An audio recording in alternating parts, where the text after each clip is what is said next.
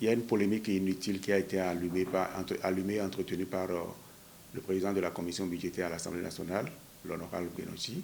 Et moi, je n'ai pas compris cette polémique. Quand vous avez fauté, il faut reconnaître que vous avez fauté. Quand il y a eu disons, un couac dans le fonctionnement de la commission budgétaire, il faut reconnaître qu'il y a un couac et non pas chercher donc à diaboliser les syndicats que nous sommes. Tous les propos que j'ai entendus tenus par l'honorable m'ont surpris d'autant plus qu'on avait expliqué que ce n'était pas un boycott et que c'est parce que nous n'avions pas reçu les documents.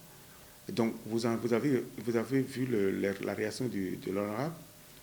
Il a parlé de vengeance, il a parlé du boycott depuis 3 ans, 4 ans, et tout ça sont des propos qui ne sont pas justes.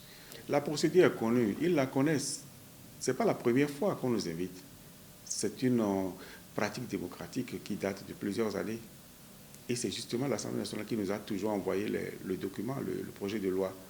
Donc, ce n'est pas une nouvelle démarche que nous demandons, ce n'est pas une demande nouvelle formulée par les syndicats. C'est ce qui se fait habituellement qui n'a pas été fait cette année.